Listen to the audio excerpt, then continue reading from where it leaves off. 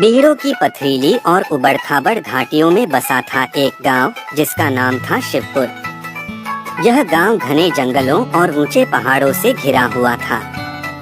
इस गांव में अमन चैन से जीवन बिताने वाले किसान और मजदूर रहते थे, परंतु इस गांव की शांति को भंग कर दिया था एक खूंखार डाकू सरदार ने, जिसका नाम था बलवंत सिंह। बलवंत सिंह की ख्याति दूर दूर तक फैली हुई थी। उसके डर से गांव वाले सहमे रहते थे।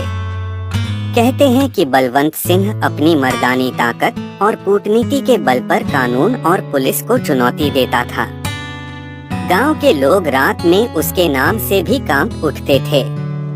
उसके गुर्गों की संख्या भी कम नहीं थी, जो उसकी हर बात पर आंख मूंदकर अमल करते थे।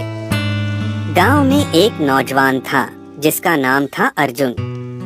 अर्जुन युवा, साहसी और न्यायप्रिय था। उसके दिल में अपने गांव और वहां के लोगों के प्रति अपार स्नेह था। अर्जुन ने ठान लिया था कि वह किसी भी कीमत पर अपने गांव को बलवंत सिंह के आतंक से मुक्त कराएगा। एक दिन अर्जुन ने गांव के बुजुर्गों और नौजवानों को एकत्रित किया और उन्हें अपनी योजना बताई। उसने कहा, हम सबको एकजुट होकर इस डाकू के खिलाफ खड़ा होना होगा। यदि हम सभी मिलकर मुकाबला करेंगे तो यकीनन जीत हमारी ही होगी।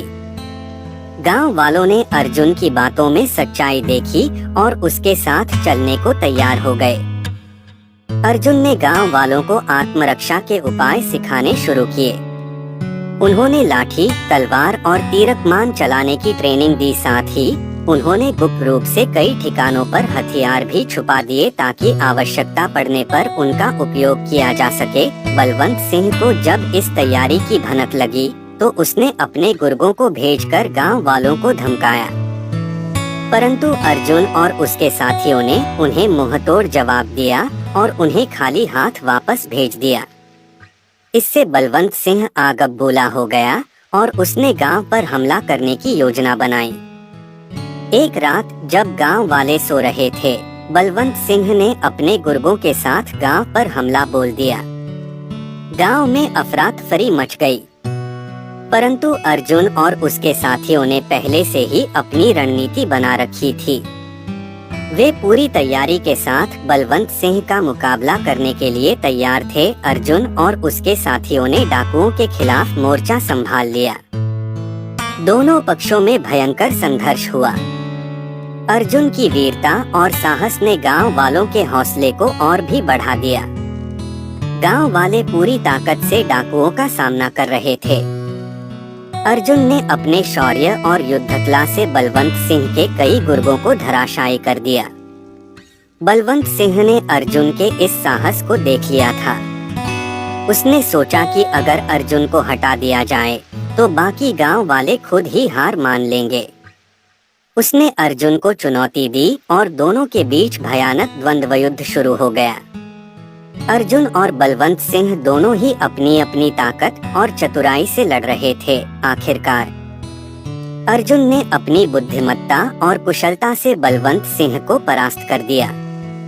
उसने बलवंत सिंह को धराशायी कर दिया और गांव वालों के सहयोग से उसे पकड़ लिया।